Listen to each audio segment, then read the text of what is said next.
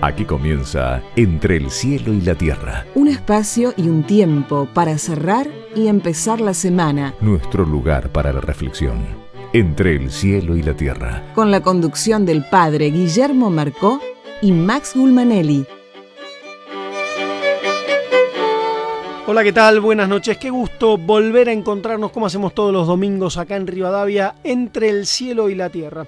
Esta noche no va a estar todo el programa del padre Guillermo Marcó compartiendo con nosotros. Sí, en un ratito nada más vamos a estar reflexionando sobre el Evangelio de hoy telefónicamente con él, y después nos vamos a meter en un tema enorme, en un tema muy pero muy importante, como es el tema de la educación y la historia de la educación en nuestro país, y vamos a tener el privilegio de tener a dos grandes personas y gigantescas especialistas para hablar de este tema, como son Marcela Pelanda, que está terminando su doctorado en educación, que ha fundado un programa muy interesante que es Huellas de la Escuela, legado de la historia de la educación en la ciudad de Buenos Aires. Además es la rectora de la Escuela Normal 1 que fundó Sarmiento, y también nos va a acompañar Silvia Alderocchi, que es directora del Museo de las Escuelas de la ciudad y que es especialista en curaduría educativa.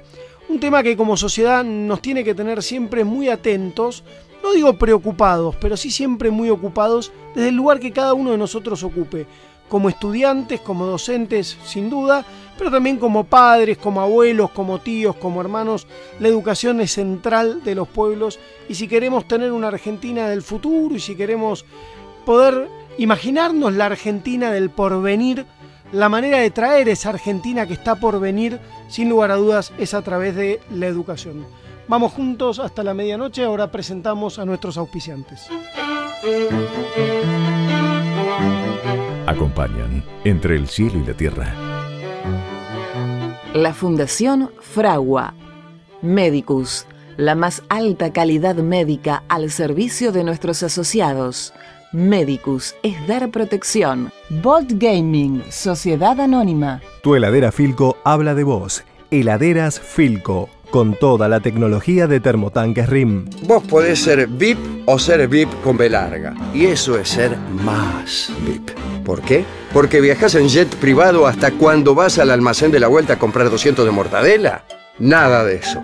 Sos más VIP porque tenés Banca Internet Provincia. Para ser siempre el primero. Para tener el banco abierto las 24 horas. Para operar donde quieras. Más fácil y más seguro. Con el nuevo Home Banking, ahora todos podemos ser VIP. Banca Internet Provincia. Más tiempo en tu vida. Banco Provincia. De tu lado. Banco de la Provincia de Buenos Aires. San Martín 137 Cava. 339992422109. Es tiempo de probar algo nuevo.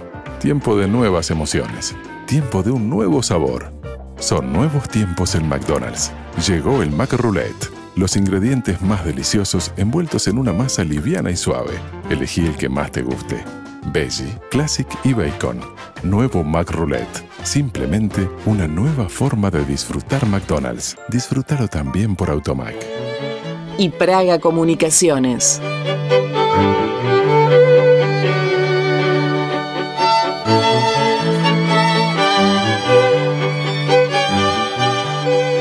Padre Guillermo Marcó, buenas noches. Hoy no vamos a tener el gusto de tenerte en nuestro programa, pero obviamente no podíamos quedarnos sin la reflexión del Evangelio. Y hoy la Iglesia nos trae mucha densidad en el mensaje, ¿sí? Un Jesús que dice: el que quiere ser el primero debe hacerse el último y el servidor de todos. Y remata con otra frase muy muy fuerte: el que recibe a uno de estos pequeños en mi nombre, me recibe a mí. Y el que me recibe, no es a mí a quien recibe, sino a aquel a quien me ha enviado. Sin duda, Max, y creo que para el programa que vas a encarar hoy es un marco muy adecuado el que te da el Evangelio, porque muchas veces nosotros creemos que todo ha empezado con nosotros, ¿no? Y en realidad la vida, abrirse a la vida, es abrirse a recibir, sobre todo, no solamente en la fe a Dios, que tanto nos quiere y tanto bien nos hace, y bien nos quiere enseñar quién es, revelarnos su identidad más profunda, sino sobre todo también recibir todo lo que la tradición tiene para enseñar, que en definitiva no somos nosotros los primeros, los que hemos iniciado el curso de la vida, desde la educación que nos dan nuestros padres, la educación de las escuelas, el país en el que vivimos. Todo es algo que tiene que ser recibido por las personas. Sí, la riqueza del legado y abrirnos a saber, como vos bien decías recién, padre, que no somos, ¿sí? No salimos de un repollo, tenemos una historia, tenemos una tradición, tenemos un legado, y que también de alguna manera me parece lo tenemos que honrar, y muchas veces no somos conscientes de que tenemos que hacer honor a la historia y que tenemos que ser protagonistas del pedacito de historia que nos toca construir. Sin duda, y además que también ver a Jesús, ¿no? en el otro, ese misterio de verlo a Dios en Jesús también, ¿no? Tantas veces la gente dice, bueno, pero Jesús será Dios, no será Dios. Bueno, yo digo, mire, si Jesús no es Dios, en definitiva también es un gran mentiroso, porque él lo que dice de sí mismo, bueno, el que no ha visto a mí ha visto al Padre. Es el misterio de esa identidad que no se puede soslayar. No es Jesús solamente una buena persona, sino que el misterio más profundo de su ser, el de su identidad, es que justamente Jesús es Dios, ¿no? Absolutamente. Y ahí también Jesús se presenta a sí mismo como maestro, ¿no? Que es un tema que muchas veces nos olvidamos y no nos queremos dejar enseñar en estos tiempos donde nos gusta ser tan autodidactas y donde no nos gusta que nos marquen la hoja de ruta. Digo, Jesús se presenta como maestro, señor y amigo, ¿no? Sí, sin duda, es maestro, ¿no? No solamente enseña quién es, sino nos enseña a vivir, que es algo que es un aprendizaje permanente, ¿no? El arte de vivir, pero no desde el punto de vista de un arte de vivir que fuera simplemente como, bueno, últimamente estuvo en boga en Buenos Aires, respirar. Yo creo que el arte de vivir sobre todo es la capacidad de compromiso, la capacidad de ser solidario, no desentenderse de lo que pasa a mi alrededor. La espiritualidad del Evangelio justamente es una espiritualidad que no es desencarnada, por eso Jesús en el mismo texto marca, bueno, el que debe beber aunque sea un vaso de agua, nuestro por ser discípulos, también no quedará sin recompensa, no son solo las buenas intenciones y todas las actitudes lo que distinguen a un cristiano que quiere parecerse a su maestro. Sí, y un maestro y señor como es Jesús, que invita a hacerse el último de todos y el servidor de todos, ¿no? Digo, no olvidarnos, quienes tenemos la enorme dicha de ser docentes, de que estamos al servicio de nuestros alumnos, de que nuestra vocación es para darles a ellos lo mejor para que puedan ser constructores de una Argentina y de un mundo mejor para todos. Sin duda que es así, Juan. Padre Guillermo, que tengas muy buenas noches y gracias por tu palabra. Gracias, buenas noches y Dios los bendiga a todos. Encontrar la llave de tu encierro, que de seguro duerme en el pasado y no te deja darte cuenta, alma, que hay alguien que de ti se ha enamorado. Será tal vez te acostumbraste a menos, será quizás te abrazas al olvido, que andas huyendo sin querer de todo, como quien busca borrar lo vivido. No temas, alma, que la vida viene sanando todo lo que te ha dolido, y la esperanza de un amor sin muerte busca rearmar tu corazón herido. Y camina, pequeña alma, su sombra te cubrirá y sobrevendrá la calma. Despierta,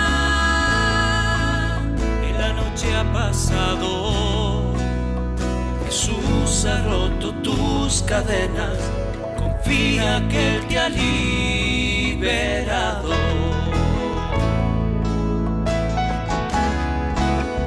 Él te ha liberado. Entre el cielo y la tierra, un espacio y un tiempo para abrir y cerrar la semana. Seguimos entre el cielo y la tierra, vamos juntos hasta la medianoche. Hoy vamos a tener, como les decía al comienzo, el enorme gusto de hablar de un tema que para mí es central, de un tema del que hablamos mucho. A veces no tiene la coherencia entre lo que hablamos y el lugar que en el día a día le asignamos, que es hablar de educación y hablar un poquito de la historia de la educación en nuestro país. Tenemos el enorme gusto de que nos acompañen en nuestro estudio Marcela Pelanda, que está haciendo su doctorado en educación en la Universidad Nacional de Educación a Distancia de España, es la rectora de la Escuela Normal 1, ahí en cerquita de esta radio, ¿sí? Ahí en Córdoba y Ayacucho, escuela centenaria, ya vamos a estar hablando de eso, fundada por Domingo Faustino Sarmiento, y Marcela además es la fundadora del programa Huellas de la Escuela, legado de la historia de la educación de la ciudad de Buenos Aires. También nos acompaña Silvia Alderocchi, que es la directora del Museo de las Escuelas y es especialista en curaduría educativa. Silvia, Marcela, buenas noches, muchísimas gracias por acompañarnos. Buenas noches. La verdad que yo muy entusiasmado en la semana cuando pensaba un poquitito el programa, qué importante poder usar este ratito, casi una hora que tiene nuestro programa todos los domingos a la noche y que busca ser un espacio de encuentro, de parar un poquito, de reflexionar, que pudiéramos pensar un poquito en la historia de nuestra educación y qué lugar ha ocupado desde aquella batalla que da Sarmiento, el fundador de tu escuela, Marcela, hasta el lugar que ocupa hoy en nuestros días y que en todas las campañas políticas, por ejemplo, tiene un lugar central, pero a veces después no hay tanta coherencia. Si les parece, antes de meternos de lleno en el debate, me gustaría que nos cuenten cada uno un poquitito en qué consiste tanto el Museo de las Escuelas como el programa Huellas de la Escuela, legados de la historia de la ciudad de Buenos Aires. Silvia, contanos, ¿qué es el museo? Bueno, el museo es un proyecto que arranca formalmente en el 2002, pero sus antecedentes están en la Cátedra de Historia Social de la Educación de la Universidad Nacional de Luján, que junto con el gobierno de la ciudad firman un convenio y que da origen al museo en el año 2002. El Museo de las Escuelas tiene, como nosotros decimos, un 25% vinculado con el pasado, 25% con el presente y un 50% para pensar el futuro. Qué interesante un museo que piensa el futuro. Exactamente, esa es nuestra apuesta. Los primeros años podríamos decir que esto estaba como en nuestras ideas, pero no en nuestros actos o en nuestras exposiciones. Podemos decir que, bueno, después de 10 años tenemos algunos dispositivos participativos para que, junto con los visitantes, podamos pensar en cómo podría ser la escuela en tiempos venideros. O sea que es un museo interactivo. Es un museo histórico, es un museo que recupera la historia de la educación en la Argentina, es un museo de alcance nacional y es un museo que incluye a los visitantes como parte de su patrimonio. Esa sería una de sus características diferenciales. Qué interesante esto que planteas. Ustedes saben que en nuestro país se está debatiendo la reforma de la escuela secundaria, ¿sí? En las 24 jurisdicciones. En el ámbito de nuestra ciudad, esto hoy trae algún grado de ruido, es noticia en la semana, incluso hay algunas escuelas tomadas que se resisten al cambio, que dicen, bueno, no queremos, ¿sí? la reforma de planes. Qué interesante que en un museo se pueda pensar cómo debería ser la escuela de mañana. Nosotros tenemos en nuestra exposición permanente que se llama Lo que el borrador no se llevó, que juega un poco con esta idea de cambios y permanencias, que ahora tiene una versión itinerante que las escuelas o los centros culturales pueden solicitar. Tenemos un panel referido a las anticipaciones de la Escuela del Futuro y ahí hacemos pensar a los visitantes en base a dos imágenes y un texto. Dos imágenes, una de 1910, otra de los años 80, de un japonés y de un francés, que hacen un dibujo sobre cómo sería la escuela del futuro y siempre vinculado a las cuestiones tecnológicas, ¿no? Y hay un relato de Asimov que se llama ¿Cuánto se divertían? De la escuela en el siglo XXII, donde el maestro es un robot, o sea, una computadora, y uno de los personajes encuentra cómo era la escuela de su abuelo y entonces ahí sale que había un maestro y un grupo de alumnos, porque acá en el 22 los chicos en la imagen de Asimov estudian solos en su casa. El cuánto se divertían tiene que ver a que en algún momento eso era en grupo. A partir de esas ideas del siglo XX, pensando en el 21 y el 22, es que hacemos, charlamos, discutimos o hacemos que la gente cuente sus ideas acerca de la escuela del futuro, como podría ser. Volvemos en un ratito con este cuento de Asimov, que me parece una linda provocación. Marcela, danos un poquito de Huella. ¿Qué es esto, no? Digo, el título es súper interesante, Huella de la Escuela, legado de la historia de la educación en la ciudad de Buenos Aires.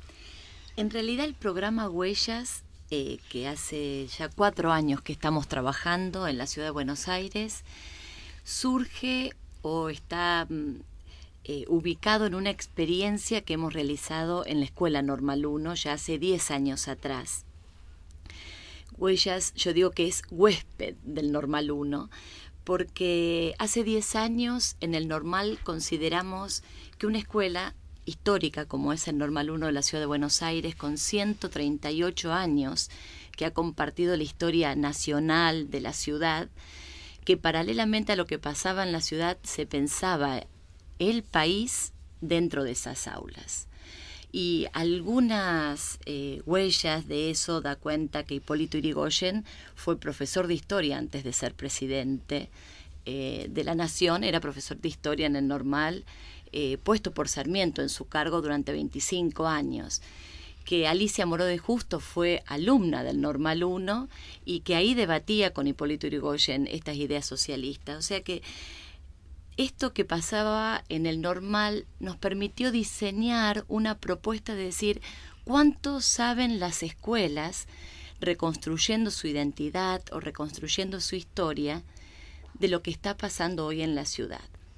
En esta mirada que dice Silvia que el futuro está en este pasado de las escuelas y no puede haber un cambio, y acá acompaño lo que dijiste al principio, Max, esta noche, que no puede haber reforma educativa sin que los protagonistas de esa historia tengan algo que decir, en este caso los alumnos, los docentes, con una propuesta muy clara, y que esa reforma tiene que estar basada en la identidad. Nadie puede pensar un futuro sin significar su pasado.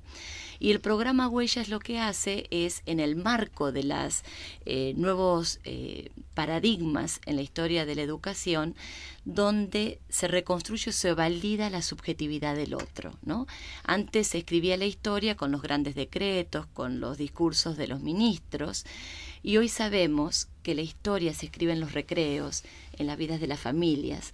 Entonces las escuelas acá tienen mucho que decir a los otros, pero decirse a sí mismo.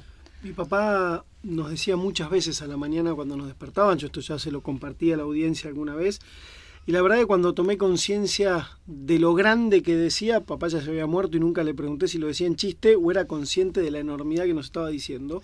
Cuando nos despertaba nos decía: despiértense que vamos a escribir una página de la historia. Y nosotros nos íbamos al colegio, y uno no tenía ni idea de lo que estábamos hablando. Y años después me di cuenta de que esa frase era una enormidad. Tiene que ver con esto que vos planteabas recién, Marcela, ¿no? Ser protagonistas de la historia y escuchar, ¿sí? Como en la Sociedad de los Poetas Muertos, cuando los lleva a escuchar esas fotos de viejos alumnos en escuelas centenarias, como es el caso de la tuya. En ese caso eran varias centenas, digo, son escuelas donde hay, por ahí, no sé, 600, 700, 800 años de historia, generaciones y generaciones que pasaron, se formaron, incluso con diferentes modelos, y que nos hablan y que nos cuentan y que también nos dejan un legado que es una enorme responsabilidad para, como decía Silvia, desde esa historia y desde este presente poder construir un futuro mejor. Claro, es tener conciencia que, primero, que la escuela tal como la conocemos tiene apenas 150 años. Eso para nuestros visitantes a veces es como una novedad. Imaginan que existió siempre, que siempre fue igual, que siempre hubo un maestro delante de alumnos sentados en filas uno atrás del otro, pero no fue así. O sea, siempre hubo educación, siempre hubo transmisión de las generaciones adultas a las más pequeñas, pero no siempre con este modelo de sistema educativo que se consolida hace apenas 150 años. Entonces, cuando uno toma dimensión de eso, que es a lo largo de la historia es un tiempo corto, y cuando toma conciencia, algo que le pasa a nuestros visitantes muy fuerte es la cuestión de la nostalgia, ¿no? Ay, cuando yo era alumno, ay, me senté en este banco, ay, cuando escribía con pluma, a los adultos. También les pasa a los jóvenes cuando se acuerdan de la primaria, o de, ay, iba al jardín. Si nos quedásemos en ese lugar, en ese punto, o sea, el visitante entraría y saldría del museo casi igual, o sea, se acordó un rato de un momento de su vida, pero no pasó más nada, no estaríamos cumpliendo nuestra función como institución cultural. Entonces, tener en cuenta que ellos, como decía recién Marce, ellos son patrimonio, sus historias son patrimonio del museo, y ponerlas a jugar, y a partir de que esas historias salen, de que son conversadas, son registradas, dejan historias escritas de distintos modos, nosotros también poder pensar en esto de cómo podría ser un dispositivo de museo del futuro. O sea, Si no había, fue de un modo, puede ser de otro. Los resultados de las participaciones de los visitantes cuando piensan en el futuro de las escuelas, por ahora son muy como reivindicativas o de cantidad. Dicen, más juego, más arte, mejor salario para los docentes. O sea, estamos tratando de encontrar un modo de poder pensar otras cosas del futuro que no sea solo solucionar como lo que es problemático en el presente, porque nos parece que eso sería muy rico. Quería agregar algo más con respecto a esto que contaba Silvia, de lo que le pasa en el caso de Huellas, cuando trabajamos con las escuelas, cuando empiezan a reconstruir la historia de la escuela. Empiezan a buscar lo mejor, aparentemente, lo que tiene la escuela, ¿no? El mejor maestro que tuvo, el impacto mayor que ese maestro logró. Y cuando decimos que también la historia está en lo otro, en la dificultad, en el error, que era propio de esa historia que se escribía antes, que se mostraba y se escribía lo que estaba bien, aparentemente, ¿no? Entonces, el reconstruir la historia de las escuelas a partir de los objetos, de significar un objeto en profundidad y decir cuánta subjetividad de tanta gente ese objeto convocó, permite decir, bueno, ¿y entonces qué hago con este cuadro? ¿Dónde lo ubico ahora? ¿Qué significó en esa época? Y es como darle a la escuela otro lugar. Y cuando hablamos de otro lugar, dentro de Huellas nosotros tenemos 4 líneas de trabajo. Una que es la arquitectura escolar, que es habitar espacios, ¿no?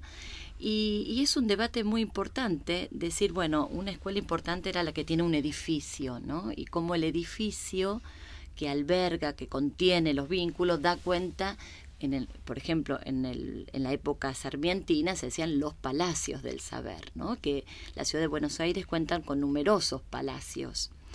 Entonces, ¿qué quiere decir? ¿Que después que no se hicieron palacios no hubo importancia para la educación?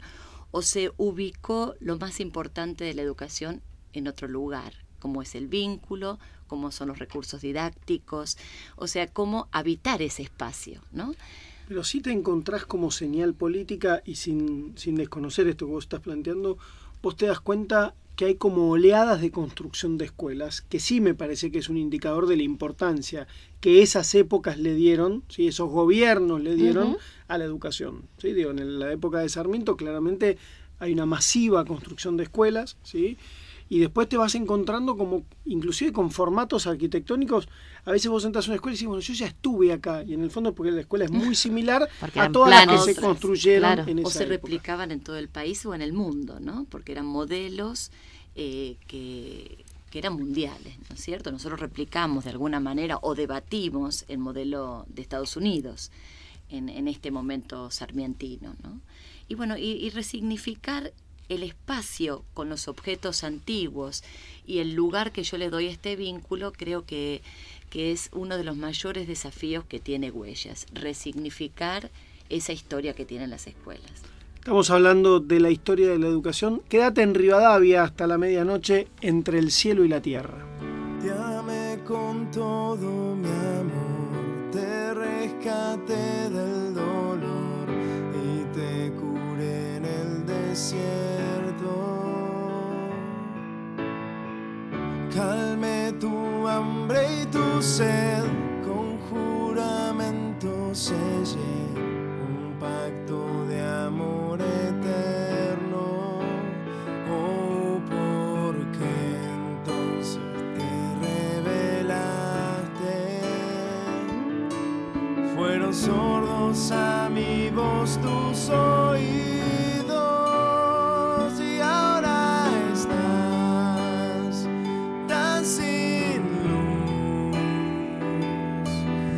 Estás perdido,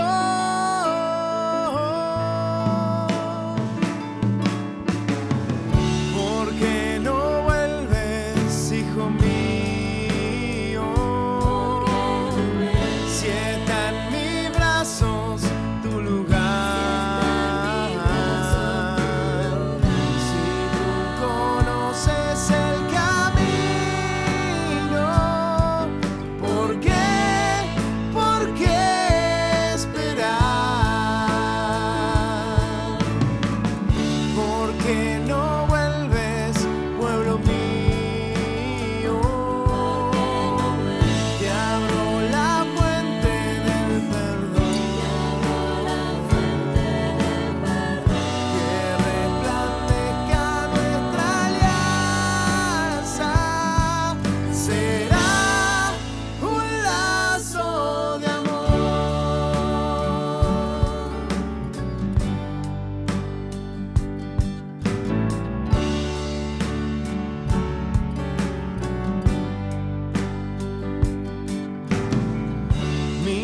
rayo resplandeció, tu corazón aprendió que son mi amor y justicia.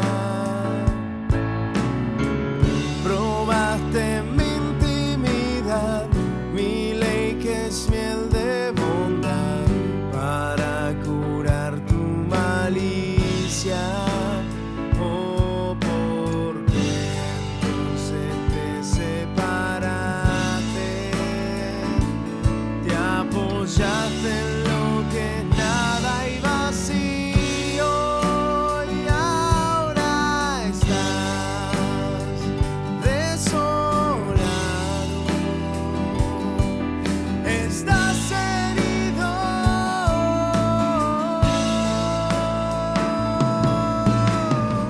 porque no vuelves, hijo mío, si está en mis brazos tu lugar, si tú conoces el camino, ¿por qué esperar? ¿Por qué no vuelves, pueblo mío? Te abro la fuente del perdón,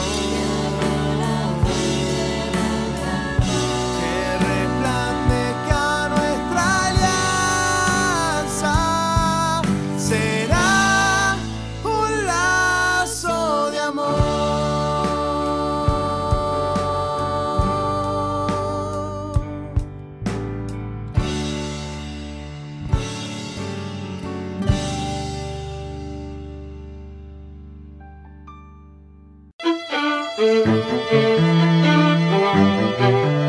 Entre el cielo y la tierra, un espacio y un tiempo para abrir y cerrar la semana. Seguimos entre el cielo y la tierra, como hacemos todos los domingos acá en Radio Rivadavia. Vamos juntos hasta la medianoche. Esta noche estamos conversando con Silvia Alderocchi, que es la directora del Museo de las Escuelas del Gobierno de la Ciudad de Buenos Aires, y con Marcela Pelanda, que está haciendo su doctorado en Educación, es la rectora de la Escuela Normal 1, escuela fundada por Domingo Faustino Sarmiento, y ella ha fundado a su vez el programa Huellas de la Escuela, legado de la historia de la educación en la Ciudad de Buenos Aires. Silvia, hace un rato vos decías, cuando la gente viene al museo cree que la escuela, como la conocemos hoy, fue siempre así. Y la realidad que es un formato que tiene apenas 150 años. ¿Cómo nace esta escuela que 150 años después, y hoy entra en debate, todavía nos cobija? Esta escuela es resultado de diversas cosas que después Marcela puede ajustar si me falta una. Nuestra exposición, lo que el borrador nos llevó, arranca con digamos, le pusimos así como un inicio en 1580 con la segunda fundación de Buenos Aires, y ahí la educación en lo que ahora es nuestro país se daba en los cabildos, en los conventos, en las iglesias y en las casas de las familias, digamos, más acaudaladas. ¿Y se daba para todos? No. No. Se daba sobre todo para los varones de clases acomodadas. No vamos a devenir en una discusión sexista, así que sigamos. Las niñas se les enseñaba a pintar su firma y a coser. Los mestizos y los negros tenían prohibido saber leer y escribir. Hay una famosa anécdota de un negro llamado Milicay, que es azotado en la plaza pública por saber leer y escribir. Nosotros en un momento teníamos en un pizarrón esta cita, y los visitantes nos decían, no, seguro que era porque no sabía leer y escribir. O sea, lo primero que leían así de corrido era, fue azotado porque no sabía, no, era porque sabía. O sea, bueno, eso es época colonial y demás. Después de la Revolución de Mayo, la gestión de Rivadavia, aparece el sistema lancasteriano, que se difunde en toda América Latina, un sistema inglés, originado en los tiempos de la Revolución Industrial, para enseñar rápido y a muchos a la vez. Las aulas del sistema lancasteriano o enseñanza mutua podían tener hasta 1000 alumnos. No fue el caso en nuestra región, tenían un poquito menos, pero la enseñanza se basaba en monitores entrenados por el maestro, o sea, alumnos más aventajados, que enseñaban como a 10 compañeros a leer, a escribir, a contar y religión. Hay algunas escuelas de niñas con sistema lancasteriano que impulsa Mariquita Sánchez de Thompson en la Sociedad de Beneficencia. Este sistema no dura mucho, más o menos entre el 1820 y 1828. Porque debe haber sido un debate enorme la aparición de la educación o de la instrucción, como se le llamaba en esa época, para niñas. Exactamente. Pero bueno, Mariquita Sánchez de Thompson era militante en esto, así que ella organiza una en la Sociedad de Beneficencia. Tenían un horario muy riguroso, actividades cortas, entre 15 y 20 minutos, y enseguida se pasaba a otro, un sistema muy fabril de enseñanza. El reloj era así como miembro fundamental de la clase. Bueno, este sistema no resulta mucho, más o menos hasta fines de los 20, 1828, 29, deja de funcionar, y recién hasta Sarmiento, digamos, hasta que Sarmiento consolida lo que, bueno, todos conocemos, y es una época que la historia del país está como muy dividida, regionalizada, no se organiza un verdadero sistema de enseñanza que, como recién decía Marcela, recoge la tradición norteamericana, recoge la tradición francesa, o sea, casi todos los países organizan sus sistemas públicos de educación más o menos en la misma época. Creo que acá sería interesante los documentos que hemos encontrado en las escuelas nuestras acerca de esta época, porque las cartas de Sarmiento que se han encontrado en las escuelas y las cartas de Sarmiento que tiene el Archivo General de la Nación, con un debate con Mary Mann, que era la esposa de Horace Mann, quien organiza el sistema educativo de Estados Unidos, era un debate tete a tete, digamos, pensaban juntos, Sarmiento junto a Mary Mann, y cómo llevar adelante esta organización de las escuelas. Y creo que acá hay esta impronta tan fuerte que tiene la historia educativa argentina y que tiene una relevancia mundial, ¿no? La figura de Sarmiento en este aspecto, donde él diseñó, pensó y debatió con otros. Esto permitió, por ejemplo, que esta escuela que tenemos en la ciudad, que es la Escuela Catedral al Norte, que cumplió hace muy poquito, unos años, 150 años, Sarmiento no quería un dinero para crearla, quería que los vecinos, o sea, sensibilizar a la comunidad para que pongan dinero, pero no era por el dinero, sino por esto que Silvia contaba, de crear la conciencia de una educación con este formato, ¿no? Sí, inclusive mucha gente acaudalada donaba grandes escuelas, que hoy tenemos legados importantes. Un señor que es conocido en la ciudad de Buenos Aires, y probablemente si no hubiera donado la construcción de esa escuela Palacio, que es la escuela Bernasconi, Félix Bernasconi, suizo. Sí, pero que lo que tenía era una fábrica de zapatos, y que probablemente como zapatero no hubiera pasado la historia, y muchos porteños conocemos a Félix Bernasconi por su legado en ese edificio en Parque Patricios, que es una maravilla, no solo el edificio, sino que la riqueza de la historia de educación que se da ahí adentro, y además con una presencia museológica muy fuerte. Acá yo quiero retomar algo que dijiste al principio, que es el lugar de la escuela y un país, el lugar de la escuela y la comunidad, ¿no? En estos inicios de la concepción de la escuela o la organización de la escuela tal como la conocemos hoy, había un poder muy fuerte de la comunidad, ¿no? Hay unos textos en la Biblioteca Nacional de Maestros bellísimo de un inspector, Raúl Díaz, que cuenta 20 años de ser inspector de los territorios nacionales. O sea, iba contando cómo estas ideas sarmientinas se llevaron a cabo y llevaron a la práctica, pero no en las ciudades, sino en los territorios nacionales, donde no había nada, donde el maestro tenía que ir a convencer a los padres de llevar al alumno a la escuela, donde él sugería, por ejemplo, cambiar las fechas para el cultivo, para que los alumnos pudieran ir tantos días más a la escuela. Y un país que se armó y se diseñó con un lugar importante de la educación. Entonces creo que, el debate viene hoy ante tanto movimiento, es que creo que la comunidad toda quiere volver a pensar la escuela. En esa época donde Domingo Faustino Sarmiento lidera una gesta educativa fenomenal, donde además, corríjame si me equivoco, en el mundo se daba un debate si la educación debía continuar siendo para unos pocos, ¿sí?, para la clase dirigente, o debía ser para todos, y Sarmiento localizó, para la redundancia, se dice educación para todos. Cuando vos decís educación para todos, me viene a pensar hoy la escuela media, ¿no?, que tanto dijiste hoy. Antes se pensaba que la escuela media era para un grupo, ¿no? Entonces los que repetían se tenían que ir de la escuela, los que tenían problemas de conducta se tenían que ir. Y hoy estamos pensando en una escuela de calidad donde estén todos. Y eso es el mayor desafío que las escuelas tenemos hoy, los directivos, los padres, porque es muy fácil sacar al que no. La misma dificultad que tuvo esta época sarmientina, que todos tenían que aprender. Y ahí surge en Argentina el normalismo argentino, que es cómo pensar la educación de estos maestros para que sean capaces de albergar a todos.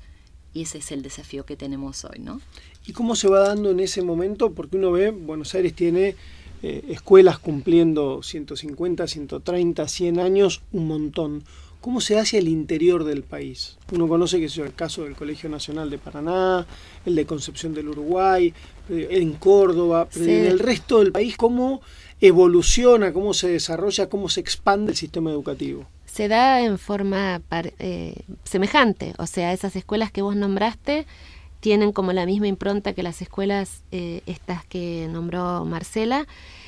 Creo que además hay que reconocer lo que son también como distintas etapas. Una es esta, como uno podría decir, la primera masificación es la de Sarmiento, hay otra que es a mediados del siglo XX, que es cuando se generaliza aún más el sistema educativo. Y a mí me parece también interesante, y esto lo rescatamos en el museo, lo que son también los movimientos alternativos o, digamos, ya pasados unos años de esta gesta sarmientina, digamos, los 30, los 40, empieza a haber así como una necesidad de cambiar. Y nosotros en el museo tomamos esto porque tampoco nos parece que uno tiene que como que congelar, digo, Sarmiento lo hizo en el siglo XIX y después pasa el tiempo. Entonces hay experiencias como las hermanas Cosettini en Rosario, del maestro Iglesias en la provincia de Buenos Aires, que son intentos de, bueno, de empezar como a inventar otras cosas a partir de ese modelo, que tienen que ver con lo que recién decía Marcela, de un lugar más participativo para los alumnos, digamos, una figura no tan rígida por ahí como estaba establecida desde el normalismo o por la práctica del normalismo. Uno a veces le pasa que lee lo que está escrito, por ejemplo, del normalismo y dice, pero acá no dice que hay que ser severo o tan duro. La práctica después modeló que en el imaginario, y es lo que nos dicen los visitantes hoy, los maestros de esa época eran duros y severos, cariñosos, o sea, no quiere decir que no los querían, pero que eran como duros con las normas o con la disciplina. Y había de todo, como dice Marcela, cuando uno rastrea la historia ve que estaba el que era muy severo y que también estaba el que cumplía las normas pero sin severidad. Entonces, también en el museo recuperamos estas otras experiencias alternativas educativas, como las que nombré, y son también sorpresa a veces para la gente que homogeniza el recuerdo e imagina que todo siempre fue igual del mismo modo en toda la Argentina. Y están estas variantes. Un clavo de hierro te atravesó, una espina clavada en tu corazón. De pensarlo me duele la flagelación. Solo por amor fue tanto dolor. Un madero inmenso que te abrazó. Con tanto pecado, cuánto pesó. Pero pesó menos que tu amor. La fuerza del Señor todo lo aguantó. No te puedo perder, no te puedo perder, no te puedo perder, no te puedo perder. Cargaste con mi cruz y... Entre el cielo y la tierra, con la conducción del padre Guillermo Marcó y Max Gulmanelli. Seguimos entre el cielo y la tierra, estamos conversando con Silvia Alderocchi y con Marcela Pelanda, que nos están dando una riquísima, intensa mirada sobre la historia de la educación. Vamos y venimos en realidad, porque es un todo que está como muy mezclado, el ayer, el hoy y la construcción del futuro. Yo quisiera volver sobre este cuentito de Asimov que vos, Silvia, tirabas al principio. El otro día me mandaron un mail que recibí cantidad de veces y que de alguna manera nos descalifica a los docentes, al sistema educativo y a su situación actual, que dice, bueno, si uno resucitara a un médico cirujano de hace 100 años, lo deben haber recibido en algún momento, en un quirófano no sabría qué hacer, por dónde empezar, estaría absolutamente desbordado y perdido. Y si uno resucitara a un maestro de hace 100 años, lo único que cambió fue el color del pizarrón. Digo, a la hora de generar la polémica y sin estar de acuerdo, creo que parte de verdad tiene, sí, claro, y parte de verdad de grosso error también, pero me parece que hay como una gran resistencia, los docentes tenemos, y lo digo en primera persona, como una resistencia al cambio y a este imaginario que vos nos compartías de, bueno, siempre se hizo así. Bueno, hay un interesante video que circula también así en YouTube de Ken Robinson, que él tiene así como el corolario sería que los docentes que están trabajando hoy en día fueron educados en el siglo XX, o sea, que trabajan en el siglo XXI, fueron educados en el siglo XX en aulas pensadas en el siglo XIX. Para nosotros esto es como este agrupar los 3 siglos es bien interesante y te permite pensar primero que los cambios son muy lentos. Como dije antes, 150 años es poco. Y entonces, nosotros ahora en la muestra tenemos un aula siglo XIX, siglo XX, como la llamamos, y un aula siglo XXI, que es un aula con las netbooks, con la pizarra electrónica, con los dispositivos que hoy están en las escuelas. Eso que era utopía, o que por ahí hace que Asimov escriba eso, en el siglo XX, que se decía, bueno, ¿cómo será la escuela cuando esté no solo la sala de computación, sino la computadora por chico, como es la realidad hoy? ¿Cómo será? Hoy eso ya es realidad. Lo que todavía no es realidad es saber exactamente cómo es la dinámica, cómo es esa dinámica nueva que está en construcción. O sea, no es una dinámica que uno pueda dar un curso de capacitación porque alguien tiene la verdad y dice se hace así.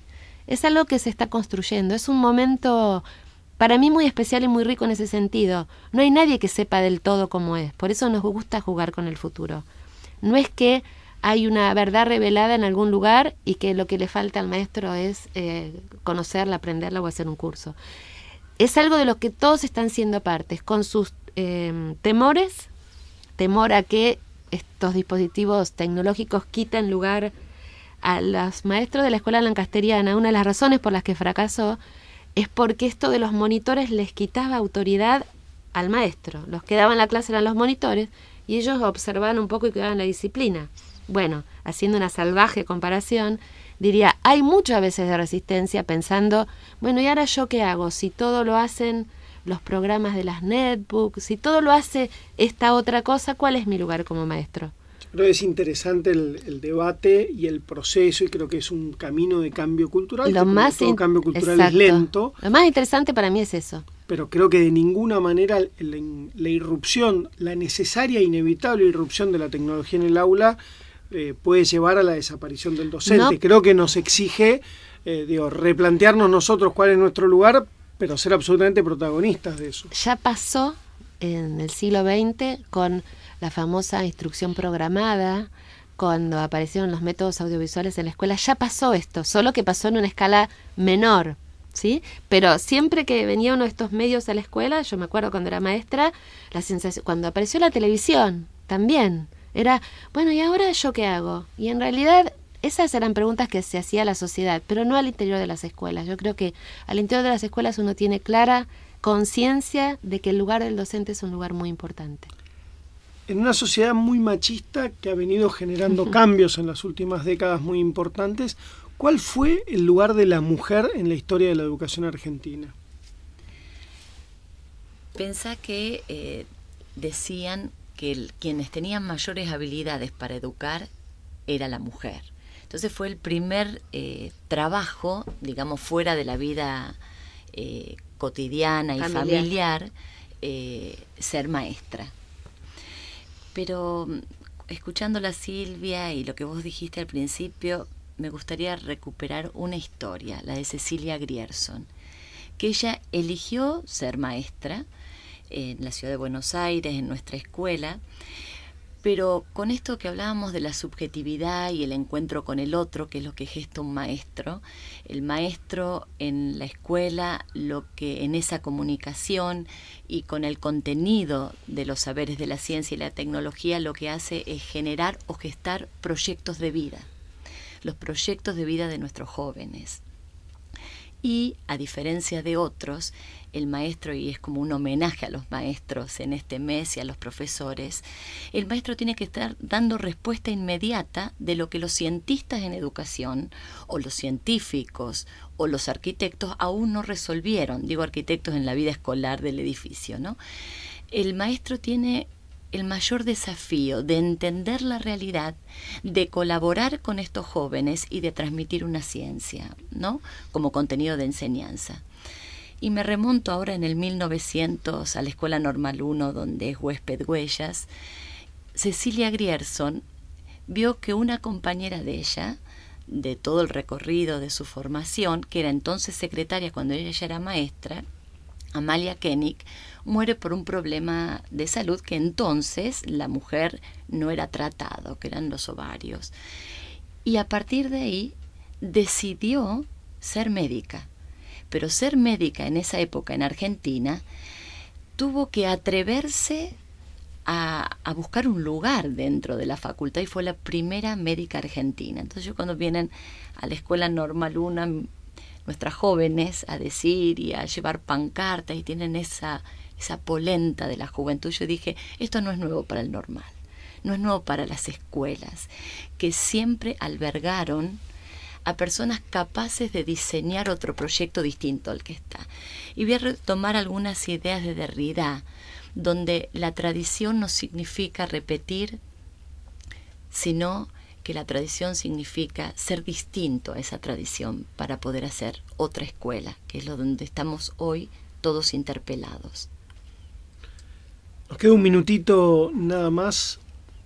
Hemos tratado de hacer con la tiranía del tiempo algún raconto de la historia de nuestra educación y de ese lugar central que tiene como proyecto de país.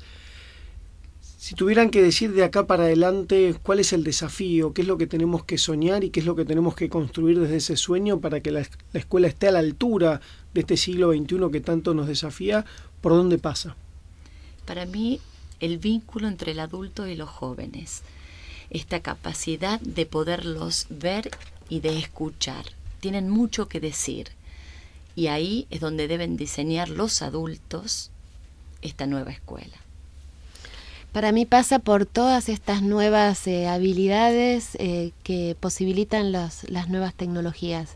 El trabajo en red, el trabajo colaborativo, el trabajo en equipo. Es como si por primera vez en la historia que yo conozco de la educación, esto de trabajar con otras estuviera más allá de un diseño de una maestra que dice, bueno, vamos a hacer un trabajo en grupo, tuviera además unas herramientas que le coinciden, ¿no? Entonces me parece que eso es una novedad para la escuela. Silvia Alderocchi, directora del Museo de las Escuelas, Marcela Pelanda, fundadora del programa Huellas de las Escuelas, legado de la historia en la ciudad de Buenos Aires. La verdad, muchísimas gracias a las dos. Silvia no puede irse sin pasar un chivo para mañana lunes. Para mañana lunes y hasta el 30 de septiembre el Museo de las Escuelas tiene una exposición que se llama Cuando digo escuela en Canal 7, en el espacio de muestras de Canal 7, Figueroa Alcorta y Tagle. Feriados, sábados y domingos de 10 a 16, de lunes a viernes de 8 a 20. Los esperamos a todos. Así que mañana ya tienen programa para el feriado. Silvia, Marcela, muchísimas gracias por acompañarnos. Buenas noches. Buenas noches, gracias.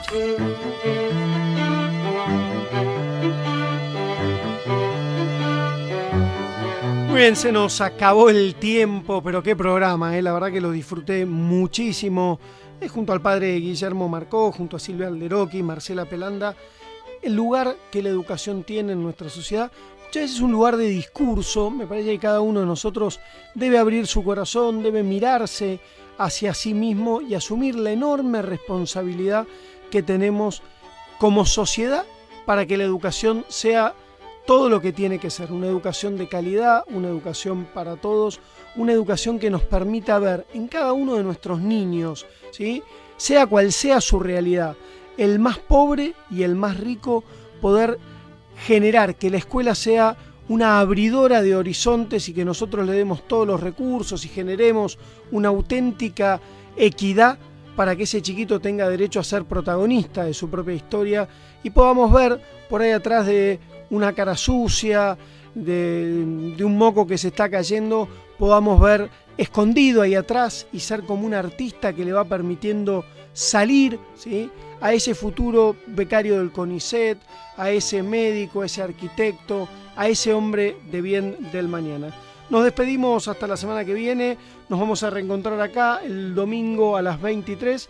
Nos acompañaron en la producción general Elías Cisterna y en la operación técnica el señor Toto Berlingeri. Buena semana para todos. Acompañaron Entre el cielo y la tierra la Fundación Fragua. Medicus, la más alta calidad médica al servicio de nuestros asociados. Medicus es dar protección. Bolt Gaming, Sociedad Anónima. Tu heladera Filco habla de vos. Heladeras Filco, con toda la tecnología de termotanques RIM. Vos podés ser VIP o ser VIP con B larga. Y eso es ser más VIP. ¿Por qué? Porque viajás en jet privado hasta cuando vas al almacén de la vuelta a comprar 200 de mortadela. Nada de eso. Sos más VIP porque tenés Banca Internet Provincia. Para ser siempre el primero. Para tener el banco abierto las 24 horas. Para operar donde quieras. Más fácil y más seguro. Con el nuevo Home Banking, ahora todos podemos ser VIP. Banca Internet Provincia. Más tiempo en tu vida. Banco Provincia. De tu lado. Banco de la Provincia de Buenos Aires, San Martín 137 Cava, 339992422109. Es tiempo de probar algo nuevo. Tiempo de nuevas emociones. Tiempo de un nuevo sabor. Son nuevos tiempos en McDonald's. Llegó el McRoulette. Los ingredientes más deliciosos envueltos en una masa liviana y suave. Elegí el que más te guste. Veggie, Classic y Bacon. Nuevo McRoulette. Simplemente una nueva forma de disfrutar McDonald's. Disfrútalo también por Automac. Y Praga Comunicaciones.